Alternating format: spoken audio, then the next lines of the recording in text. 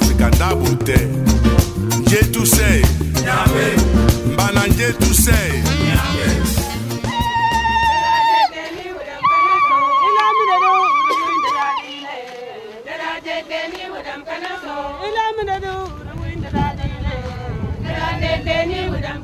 Prendre le pouls de l'état d'avancement de la mise en œuvre des activités du PRODEL, mais également de s'assurer que, à la suite des recommandations qui avaient été faites en juin, qu'il y a des avancées, de recueillir aussi les nouveaux points d'attention qui ont fait jour en fonction du niveau de mise en œuvre, en fonction de l'expérience des différents acteurs qui ont été impliqués dans la mise en œuvre. Donc c'est l'objet de ces travaux. On a reçu le mandat du PRODEL d'élaborer à l'espace de 6 mois, d'élaborer ces projets de gestion des ressources pastorales. On a pu mobiliser la communauté d'éleveurs autour du PRODEL, la commune de Lac-d'Eau qui a inscrit déjà 30 millions pour sa contribution de 10%, ça veut dire qu'elle peut bénéficier déjà de 300 millions au niveau du PRODEL. La commune de Guidère qui a inscrit 15 millions, la commune de Gara 3e qui a inscrit 18 millions, la commune d'Ongon qui a aussi inscrit 20 millions. Ça veut dire déjà ces 4 communes peuvent mobiliser presque 1 milliard de francs déjà au niveau du PRODEL. Nous avons voté notre budget il y a cela 2 jours le lundi.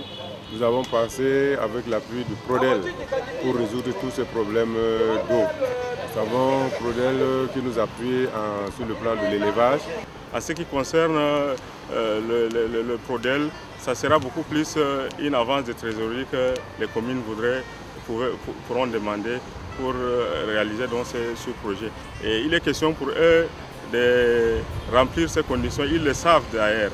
C'est une requête de financement qu'ils adressent souvent à M. le directeur général du FECOM avec un certain nombre d'éléments qui doivent intégrer le dossier pour qu'à notre niveau, on puisse aussi étudier le dossier et accorder dans le plus tôt possible ces financements. Nous avons la charge dans le cadre de ce partenariat d'accompagner 5 communes de la région de l'extrême nord, notamment Kaélé, Yagua, Pété, Logonbini et Tekombéré, à l'élaboration de leur plan de gestion des ressources pastorales.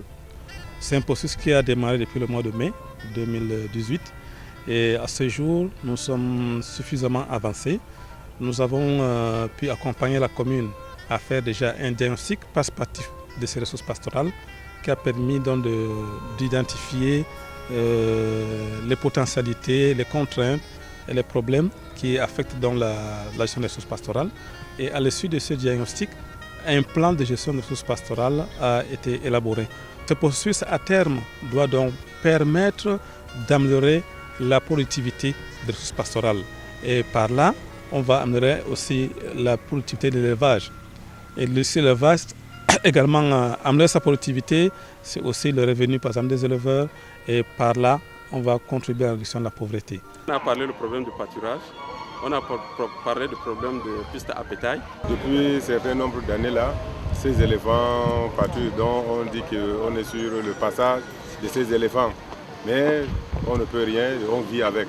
Il n'y a pas autre mesure que de sensibiliser la population de ne pas cultiver ou bien de ne pas investir sur leur passage. Les nomades aiment couper les herbes.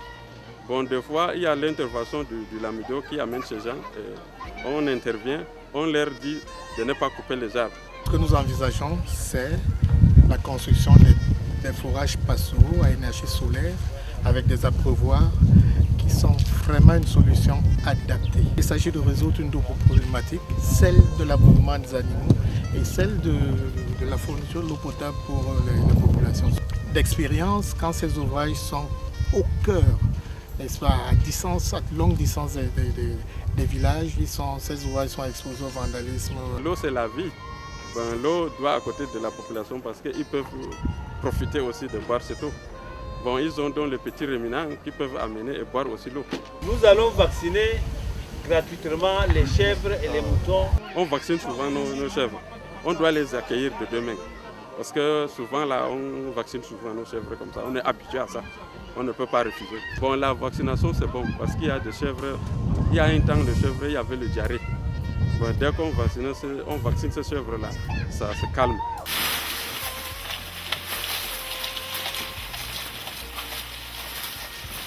Il ressort clairement que dans certaines aires de pâturage, on pourrait avoir une restriction à l'accès à certaines ressources.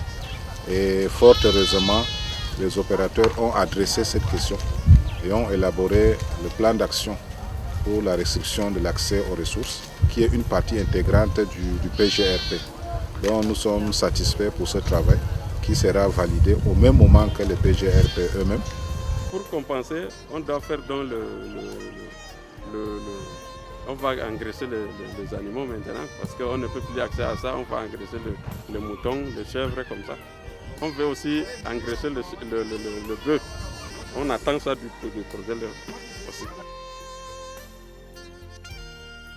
En évitant que les gens s'approchent de cette marque, c'est déjà une solution. Et puis au fur des années, quand le bétail est là, la mare, comment on appelle ça, ce n'est plus propre, ce n'est plus propice pour l'alimentation ni pour la boisson. Déjà, il faut qu'on éloigne déjà les gens de cette mare-là. Et pour éloigner les gens, il y a certaines dispositions qu'il faut prendre. Donc en faisant un petit château et en faisant des trucs pour un forage avec les trucs solaires là, ça résout beaucoup de problèmes. D'abord on évite le contact de population avec les caïmans, avec la mare, et puis les gens boivent de l'eau propre, de l'eau potable, de l'eau saine. Comme il y aura une gestion, dans tout parc, dans tout espace géré, il y a des moments, c'est-à-dire il y a des moments où on peut permettre à ces femmes d'aller parce qu'on ne monte pas sur les résidents. Les fruits tombent d'eux-mêmes. On peut leur permettre d'aller ramasser ces fruits pour continuer à faire leurs huiles. Mais le problème, on veut les grouper. On peut les grouper. Dans toutes les communes que nous avons visitées, il y a un fort niveau d'appropriation d'abord de ce processus, tant au niveau communal qu'au niveau des communautés, parce que nous avons visité les communautés qui ont suivi tout le processus de diagnostic et on a pu se rendre compte que effectivement ces communautés sont capables de parler de tout ce qui s'est passé, de nous exprimer leur structuration pour la mise en œuvre des sous-projets. Et au niveau des communes, nous avons pu confirmer l'engagement des communes à cofinancer les sous-projets. Donc partant de là, nous sommes assez satisfaits de ce que nous avons pu voir, d'autant plus que les 17 PGRP qui étaient envisagés pour l'année 2018 ont été développés. Donc pour nous, c'est un point de satisfaction. Donc je suis avec mes soeurs. Ce qui concerne le foyer amélioré, donc que vous venez de parler, le foyer là, il y a eu les gens qui ont, il y a les femmes qui ont eu le foyer et l'ont eu à utiliser. C'est à base des excréments, des bœufs, tout ça, mais la majorité n'ont pas. Nous intervenons dans la composante 2.3 qui est l'amélioration de la résilience en faveur des ménages, des communautés, en tout cas affectés par les conflits et des ménages pauvres. Donc dans cette composante-là, il est prévu que nous puissions donner des appuis aux femmes et aux groupes de femmes, ainsi qu'aux ménages. Donc l'appui spécifique en faveur des femmes et groupes de femmes va constituer à les doter en actifs productifs et à réaliser des plans de renforcement des capacités pour ces femmes-là dans le domaine de l'élevage et en ce qui concerne le petit commerce. Donc dans le cadre de l'appui en faveur des ménages, il est question de les doter, n'est-ce pas, de 10 petits ruminants, donc soit chèvres ou moutons, pour conduire l'activité que nous connaissons, l'élevage de ces petits ruminants-là. Donc une fois que ces ménages auront reçu ces petits ruminants, ils vont fructifier cela, et ce qui va permettre de transférer le don, n'est-ce pas, aux autres ménages qui sont affectés aussi dans la communauté dans laquelle ces ménages ont été sélectionnés. Donc mettre sur pied, n'est-ce pas, un comité de sélection au niveau communal. Ce comité de sélection va se charger de prendre en charge l'activité de sélectionner, n'est-ce pas, les villages vulnérables. Après cette sélection-là, nous allons mettre sur pied un comité local de ciblage dans chaque village. Ce comité-là va se charger, n'est-ce pas, de voir d'abord quels sont les ménages qui sont pauvres. Et ensuite, ce sera à l'équipe d'opérateurs que nous sommes de mettre sur pied, n'est-ce pas, une vérification de ces données-là afin de pouvoir donner ces actifs-là, ou en tout cas afin de donner ces petits ruminants aux ménages qui sont affectés par le conflit. Nous avons discuté avec les femmes également, qui sont très dynamiques, qui ont de l'engouement mais il reste quand même un travail de structuration à faire de manière à ce qu'elles soient organisées beaucoup plus en des groupes et elles doivent également bénéficier du renforcement des capacités pour permettre qu'elles soient véritablement accompagnées dans la mise en œuvre ou alors l'entretien de tous les actifs que nous allons mettre à leur disposition.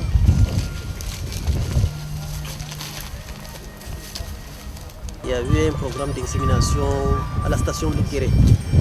J'ai été contacté donc par la coopérative de sélection. J'ai envoyé des animaux à Loukéré et j'ai envoyé un grand nombre, jusqu'à 25 têtes. Et j'ai obtenu une naissance, donc 8 femelles. C'est comme ça que j'ai obtenu les métis que j'ai aujourd'hui. J'ai 19 parce que j'ai perdu 2 entre temps.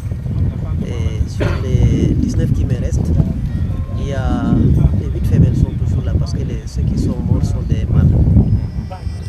Si j'ai ambitionné d'avoir des naissances, s'il y a déjà des gestantes, ils sont les bienvenus. Ça va donner un plus à mon élevage.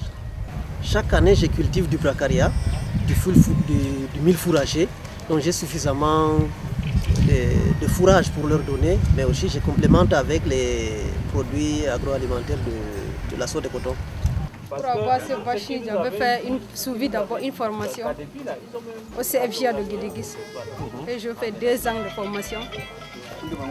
2 ans de formation étaient par alternance, que je faisais 2 semaines au centre de formation et 2 semaines chez les référents. Après les 2 ans, nous avons fait le soutenance. Après la soutenance, on nous a financé. Après le financement, les gens ont été venus voir ce que j'avais mis sur le terrain. C'était 1 500 000. C'était dans 2 baies d'engraissement et 10 têtes de petits ruminants. Maintenant, j'ai à 15 têtes de petits ruminants. J'ai à 4 têtes de baies d'engraissement. Et plus la vache de laitière. Si je peux en avoir encore les financements pour encore obtenir les vaches là, pour avoir beaucoup de lait pour mon arrondissement de Guédiguis. Oui. Ou même le département du Mayokani. Je suis à 14 litres par jour.